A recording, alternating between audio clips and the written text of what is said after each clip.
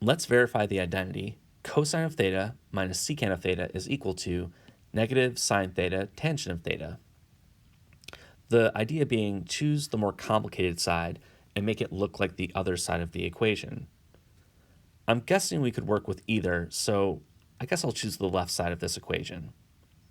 So for starters, I'm looking at cosine theta minus secant theta, and the only thing that's really jumping out at me is, well, I can't do much with cosine of theta, but secant is defined as 1 over cosine, so I'm going to replace it with its definition, just like this. Now, from here, again, I have to move forward and try to make all of this look like this part. And I'm seeing we have two separate fractions.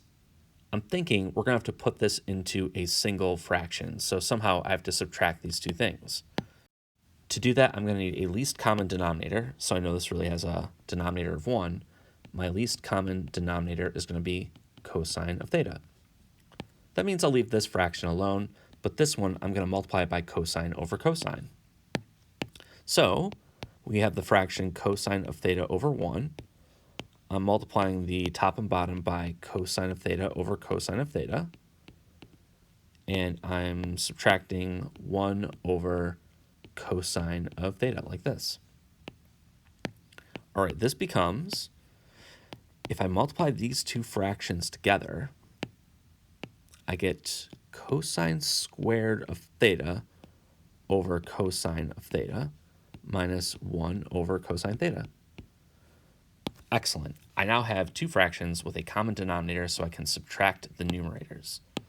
And when I do that, I get cosine squared of theta minus 1 over cosine of theta, like this. All right, so where do we go from here? Well, I'm seeing I have this cosine squared of theta, and this is making me think of the identity sine squared of theta plus cosine squared of theta is equal to 1. Maybe somehow I can replace this with something up here that comes from this identity. I think I can see this. If I subtract the 1 to this side of the identity, I'll have my cosine of squared minus 1.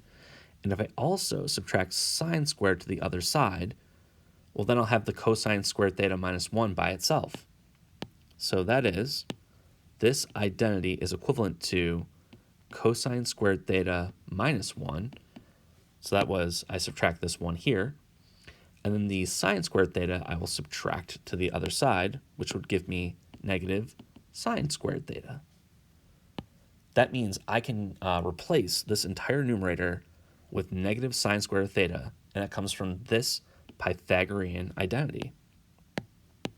So I have negative sine squared theta over cosine of theta. All right, well, now what? How should this thing, or how does this thing become this side of my equation? I think what I'm going to do to justify this, I'll continue over here. I'm going to bring the negative out front. If I have a negative in the numerator, I can just put the negative in front of the whole fraction. And sine squared of theta means I have a sine theta times a sine theta. So I'm thinking, well, maybe I'll write it like this, sine of theta times sine theta over cosine of theta. This whole thing is definitely equivalent to this. Oh, also, I see a sine over cosine, and that is the definition of tangent. I don't know if this middle step is 100% necessary. I'm just going to jot it down because this is what I'm seeing. I have the negative, I have sine of theta, and that's being multiplied by sine of theta over cosine of theta.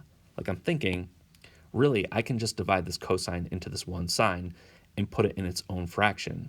Like, this line is equivalent to this one.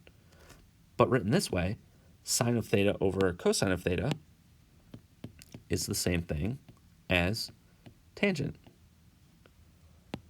So there was a lot of detail that went into verifying this identity, but the highlights were, okay, I started with seeing the secant of theta. It made me think of 1 over cosine of theta. From there it was, okay, combine some fractions. But the other important thing was I saw a cosine squared of theta. It made me think of this identity here. So using a Pythagorean identity allowed me to simplify and move forward in this process.